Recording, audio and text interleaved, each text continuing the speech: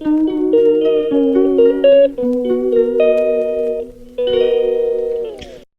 Welcome to మా ఇంటి కథలు ఛానల్. ఈరోజు వ్లాగ్ వచ్చి నిన్న సాటర్డే గురించి, సాటర్డే ఏమేమి చేసాము, ఎక్కడెక్కడికి వెళ్ళామనేసి ఈరోజు పోస్ట్ చేస్తున్నాం చూడండి. నిన్న సాటర్డే దేవుడికి వెంకటేశ్వర స్వామికి అమ్మ పొంగల్ పెట్టుకుంటున్నారు. దానికోసము ఆ గిన్నెని పూజించి దానికి కుంకుమ బొట్లు పసుపు పూసి రెడీ చేస్తున్నారు. బియ్యం ఆల్రెడీ నానేసినాయి. నామగడ్డని పేస్ట్గా చేసుకొని దాంతో నామంలాగా పెట్టుకుంటున్నారు. బాగుంటుంది, నామంలా కొంచెం లుక్గా వస్తుంది. ఇంకా దారము తమలపాకు కూడా కట్టుకుంటారు. తమలపాకు అవైలబుల్ లేదనేసి ఇంకా నార్మల్గా పెడుతుంది.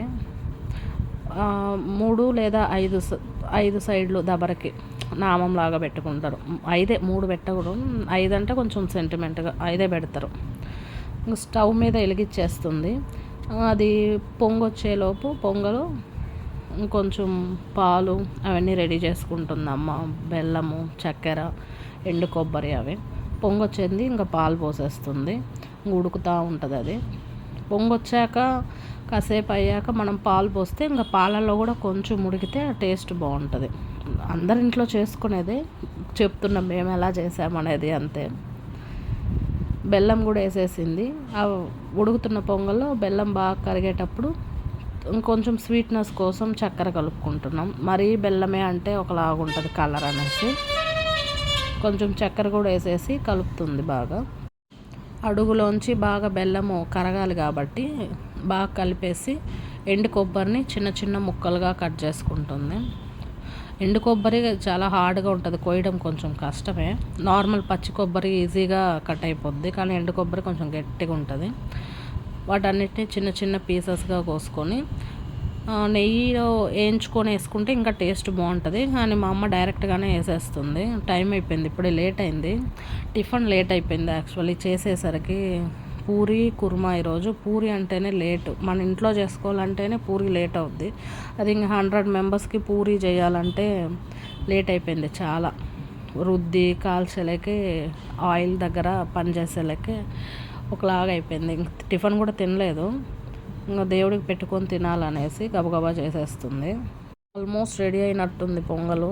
బాగా కలిపేసి అన్నీ మిక్స్ అయిపోయింది.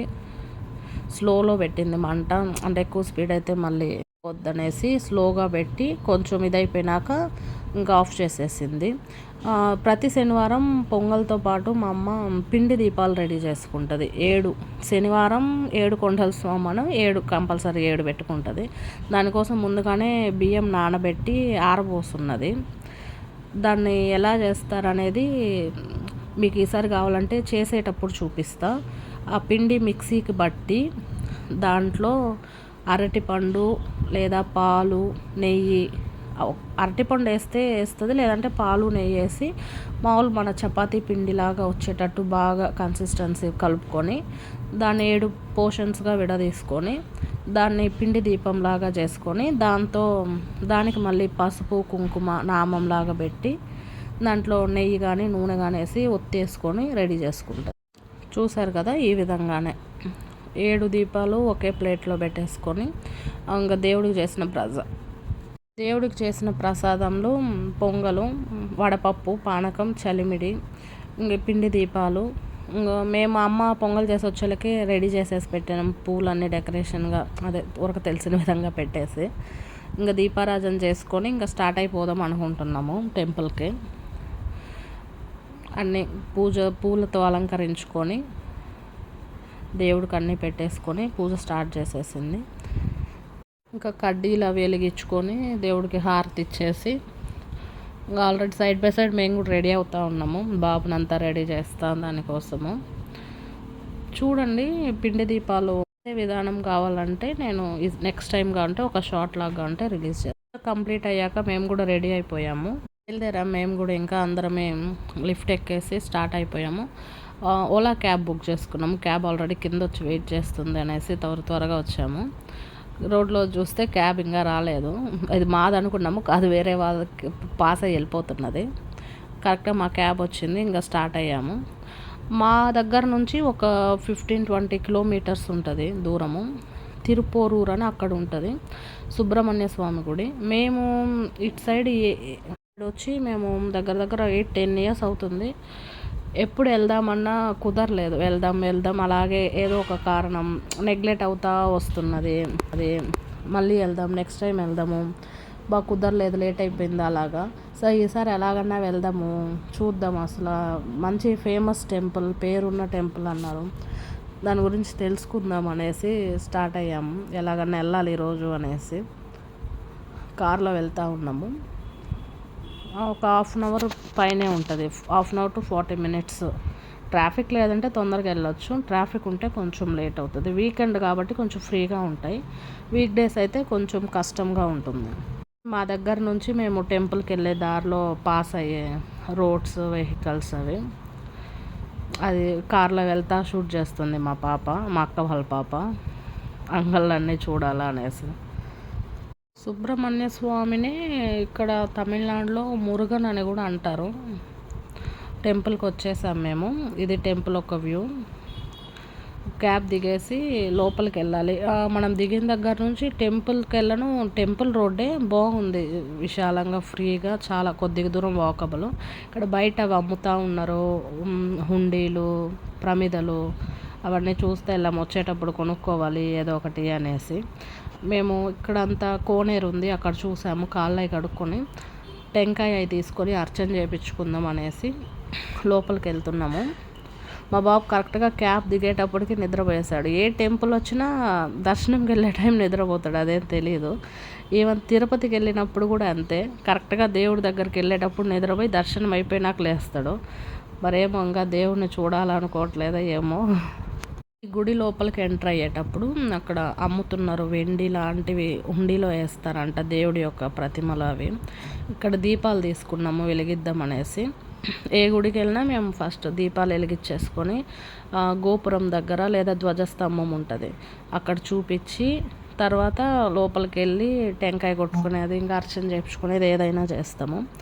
దీపాలు వచ్చి 9 దీపాలు ఉన్నాయి, 2 ఉన్నాయి, 3 ఉన్నాయి, నవగ్రహాలకు ఉన్నాయి. మేము 2 ఉన్నాయి తీసుకున్నాము. ఒక సెట్ 30 రూపీస్ ఎంతో తీసుకున్నారు. ఫస్ట్ గణపతి ఉంటారు లెఫ్ట్ సైడ్లో. గణపతి దగ్గర ఏదైనా ఫస్ట్ గణపతితోనే స్టార్ట్ చేయాలి కదా. గణపతి దగ్గర దర్శనం చేసుకొని ఇంకా గుడి లోపలికి ఎంటర్ అవుతున్నాము. గుడి లోపలికి ఎంటర్ అవగానే ఇక్కడ రైట్ సైడ్లో వెలిగిస్తున్నారు దీపాలు అందరూ. ఇంకా మేము కూడా వెళ్ళి అక్కడ వెలిగించేసి ధ్వజస్తంభం దగ్గర, గోపురం దగ్గర దీపాలు చూపించి దండం పెట్టుకొని ఇంకా గుడి లోపలికి వెళ్ళాలి. గుడి లోపలికి కెమెరా ఎంట్రీ లేదంట. మేము ఇక్కడ తీస్తున్నదే చూసేసి వాళ్ళు వచ్చేసి చెప్పారు, గుడి లోపలికి ఎంట్రీ లేదమ్మా, ఇక్కడ వరకు తీసుకుంటే వీడియో తీసుకోండి, లోపలికి లేదు, బ్యాగ్లో పెట్టేసుకొని వెళ్ళండి లేదా కౌంటర్లో ఇవ్వండి, తీస్తే మాత్రం మేము ఫోన్ ఇవ్వం మీకు మళ్ళీ అని స్ట్రిక్ట్గా చెప్పేశారు. సరే మేము కూడా ఇంకా వాళ్ళ రూల్స్ మనం ఫాలో అవ్వాలి కదా అనేసి మేము కూడా ఇంకా తీయలేదు. గుడి లోపల ఎక్కడ దర్శనంకి వెళ్ళిన లోపల, ఇది బయట గుడి బయటనే, ఇది అంటే మెయిన్ మండపంలోకి వెళ్ళేటప్పటికి అలో లేదు, ఇక్కడ అంతా తీసుకోవచ్చు అంట. వాళ్ళు వెలిగించేశాక నాకు ఇక్కడ ఒక ఇంట్రెస్టింగ్ థింగ్ బాగా నచ్చింది. దేవుడికి సాష్టాంగం మనం నమస్కారం చేసేదానికి ఆడవాళ్ళకి మగవాళ్ళకని బొమ్మలాగా వేసి అచ్చులాగా బాగున్నది. అది ఎక్కడ చూడలేదు, నేను చూడలేదు అనుకుంటా, ఇంకెక్కడన్నా ఉందో తెలియదు. బాగున్నది అది. దాని మీద కరెక్ట్గా అందరూ నమస్కరించుకుంటున్నారు కూర్చొని, మగవాళ్ళకని ఆడవాళ్ళకని తనేగా. మా అక్క పాప ట్రై చేసింది ఆడవాళ్ళది, మగవాళ్ళు అయితే నేరుగా, అందుకే పొడుగ్గా ఉంది. ఆడవాళ్ళది ఇది. నమస్కరించేసి ఫస్ట్ సుబ్రహ్మణ్య స్వామి అంటే నెమలి వాహనము, ఆ వాహనంని కూడా దర్శనం చేసుకొని లోపలికి ఎంటర్ అవుతున్నాము మెయిన్ మండపంకి. అక్కడ వీడియో తీయలేదు కాబట్టి మేము తీయలేదు, లైన్లోకి వెళ్ళేది వరకు తీయనిచ్చారు, ఇంకా ఆ పైన వద్దనేసరికి ఇంకా తీయలేదు, ఆపేసాము. బాగున్నది టెంపుల్, దేవుడి యొక్క ఇది కళగా మనస్ఫూర్తిగా ఉన్నది. ఇంకా బయటకు వచ్చేసాక ప్రసాదం తీసుకొని పులిహోర, చక్కెర పొంగలి, పంచామృతం ఇస్తున్నారు. ఇంకా అవి తీసేసుకొని అక్కడే కూర్చొని అక్కడే తినేసి ఇంకా దర్శనం అయిపోయినాక మళ్ళీ క్యాబ్ బుక్ చేసుకొని ఇంటికి రిటర్న్ అయిపోయాము. థ్యాంక్స్ ఫర్ వాచింగ్ అండి. Thank you.